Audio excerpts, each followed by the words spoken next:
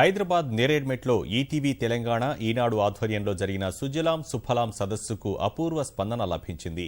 భవిష్యత్తులో పెనుముప్పుగా పరిణమించనున్న నీటి కరవును ఇంకుడు గుంతలతోనే జయించవచ్చని జల నిపుణులు అభిప్రాయపడ్డారు. వర్షపు నీటిని భూమిలోకి ఇంకించి భవితను బంగారం చేసుకుందామని అంతా ప్రతినబూనారు.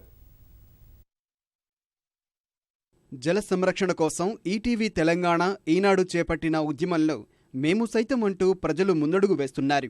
హైదరాబాద్ నేరేడ్మెట్లో నిర్వహించిన సుజలాం సుఫలాం సదస్సుకు భారీగా తరలి వచ్చారు. భాజపా ఎమ్మెల్సీ రామచంద్రరావు, బల్దియా కమిషనర్ జనార్దన్ రెడ్డి, హైమాసనం అధికారులు సహా స్థానిక కార్పొరేటర్లు సదస్సులో పాల్గొని నీటి ఎద్దడి నుంచి భాగ్యనగరాన్ని కాపాడే విలువైన సూచనలు చేశారు.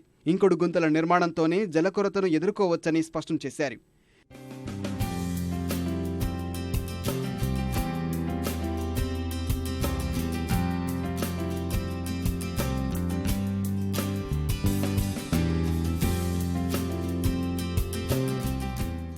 నీటిని ఒడిసిపట్టడంలో ఇజ్రాయెల్ను ఆదర్శంగా తీసుకుని ముందుకెళ్దామని భాజపా ఎమ్మెల్సీ రామచంద్రరావు సూచించారు.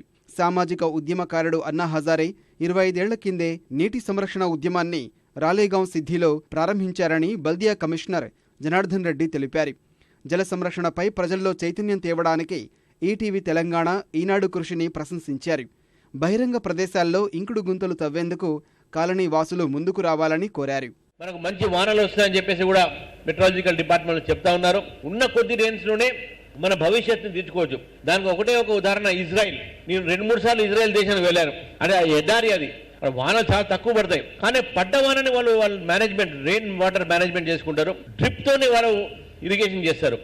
లైక్ ఈవెన్ మన ఏదో జిహెచ్ఎంసీ అయితే మనం మెయింటైన్ చేస్తుంటాం పార్క్స్, ఆ పార్కులు కూడా వాళ్ళు డ్రిప్ తోని మంచిగా బ్యూటిఫుల్ గా మెయింటైన్ చేస్తూ ఉంటారు. మరి అటువంటి ఒక ఇజ్రాయెల్, చిన్న దేశం ఇజ్రాయెల్, నీరు ఒక ఎడారిలో ఉన్న దేశము, వారు ఈ రోజు సస్యశ్యామలంగా ఉన్నారంటే మనకు ఇన్ని నదులు, ఇన్ని జలాలు ఉన్నప్పటికీ కూడా మన సస్యశ్యామలం ఎందుకు ఉండలేము అనే ఆలోచన మనందరం చేయాల్సిన అవసరం ఉంది.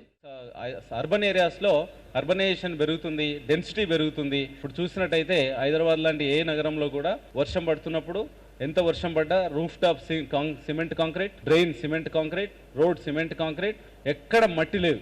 అటు పడినటువంటి వర్షం ఎంతన్నా వర్షం పడని, కనీసం ఒక్కోసారి వర్షం ఎక్కువ వచ్చి 100 సెంటీమీటర్లు 200 సెంటీమీటర్లు పడ్డా మనం నిలుపుకునేటువంటి పరిస్థితి లేదు. అంటే మన దగ్గర డబ్బులు ఉన్నాయి, బ్యాంక్ అకౌంట్ లేదు, అకౌంట్లో డబ్బులు వేసుకోవడానికి ప్లేస్ లేదు.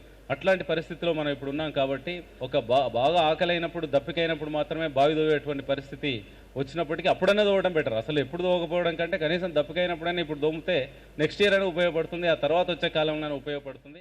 ఇంకుడు గుంతల నిర్మాణంలో ఎలాంటి సహాయం కావాలన్నా సంప్రదించాలని సదస్సుకు హాజరైన బల్దియా అధికారులు సూచించారు. ఈచ్ హౌస్ హోల్డ్ ఒక క్యాంపెయిన్ లాగా ఈనాడు ఈటీవీ వాళ్ళు మంచి ప్రోగ్రామ్ పెట్టి మీ అందరికీ అవేర్నెస్ ఇది చేస్తున్నారు. సో మీరందరూ, మా రిక్వెస్ట్ ఏంటంటే జిహెచ్ఎంసీ తరఫున మీ అందరూ కూడా ఇంటింటికి ఈ హార్వెస్టింగ్ స్ట్రక్చర్స్ని మీరు ఇచ్చేస్తే, మీకు ఏమైనా టెక్నికల్ ఒపీనియన్స్ కావాలి అంటే water board officials, GHMC officials ఎప్పుడు మీకు అందుబాటులోనే ఉంటారు. బట్ మీ అందరూ మీ ఇంట్లో కూడా చేస్తే ఈ మొత్తం సిటీ మనం వాటర్ సస్టైనబుల్ చేయొచ్చు. నల్లరేగడి భూములు ఉన్న దగ్గర కట్టొద్దు, ఎందుకంటే అందులో క్లే పార్ట్ ఎక్కువ ఉంటుంది కాబట్టి పర్కులేషన్ ఉండదు. తర్వాత చౌట నేలలు ఉన్న దగ్గర కూడా కట్టొద్దు, దానికి కూడా ఇంకా ఎర్ర నేలలు, తర్వాత శాండీ సాయిల్స్, ఇసుక నేలలు ఉన్న దగ్గర మాత్రమే కట్టుకోవటము సమంజసం. ఇంకుడు గుంతల నిర్మాణంపై తమ డివిజన్ ప్రజల్లో అవగాహన పెంచి ఉద్యమ స్ఫూర్తితో నిర్మాణాలు సాగేలా కృషి చేస్తామని సుజలాం సుఫలాం సదస్సుకు హాజరైన కార్పొరేటర్లు తెలిపారు.